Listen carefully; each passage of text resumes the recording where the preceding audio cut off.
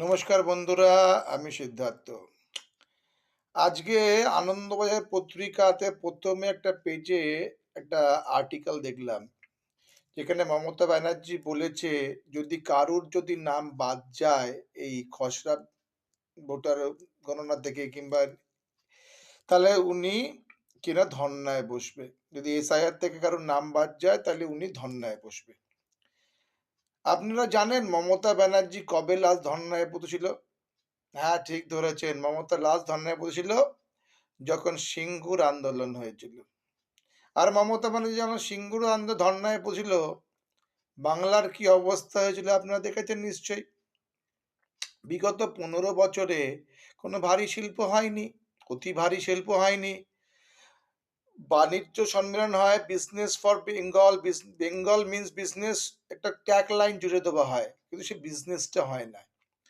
আমি বাঙালি সমাজের কাছে প্রশ্ন করছি যে বিগত 15 বছরে সিঙ্গুর নন্দীগ্রামের মতন 2-3টে বিজনেসের নাম আমাকে বলে দিন তো। শালবনী বলবেন না, জেএসডব্লিউ স্টিলের কিন্তু বলবেন না, ওটা অনেকবার হয়েছে। সৌরভ গাঙ্গুলির লোহা কারখানাও বলবেন না আপনাকে। তাই মমতা ব্যানার্জি আবার ধর্নায় বসতে চাইছে। এইটা একটা কালো মেঘের মতন, যখন বর্ষা আসে তখন কালো মেঘ হয়ে যায়।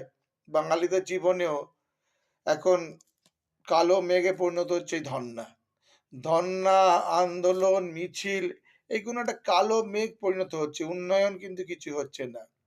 কারোর পচা গলা দেহ পাওয়া যাচ্ছে বাড়িতে, তাকে বলা হচ্ছে মানসিক ভারসাম্যহীন। বাবা মার দেহ আগলে রাখছে, ছেলেমেয়েরা বেকার হয়ে যাচ্ছে, কিন্তু তাদের কোনো লাভ হচ্ছে না। তাই মমতা ব্যানার্জি আবার ধর্নায় বসবে।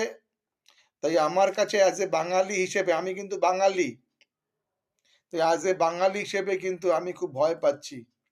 ভাবছি এই যে ধর্নাটা কত কঠিন হতে চলেছে বাঙালির জন্য।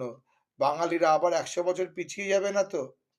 বাঙালিদের বেকার সংখ্যা বেড়ে যাবে না তো? বাঙালিদের মা বোনেদের শুধু ভাতা তুলে দেওয়া হবে না তো? তাই বন্ধুরা, এই ধর্নাকে ভয় পান, এই ধর্নার মতন জাতীয় জিনিসগুলোকে প্রতিবাদ করুন। আর বলুন, ধর্না আমরা চাই না, আমরা চাই শান্তি, শান্তি নিয়ে চলতে চাই। তাই বন্ধুরা, 24 থেকে 25 লাখ মৃত ভোটার, ভাবা যায় 25 লাখ মানুষ মারা গেছে, তারা আবার 2024-এ ভোটও দিয়েছে। জানি না আমি কি হবে। তাই যদি কোনো মৃত ভোটারের যদি নাম বাদ যায়, সেখানে আবার মানুষজন ধর্নায় না বসে যায়। ধন্যবাদ। Thank you.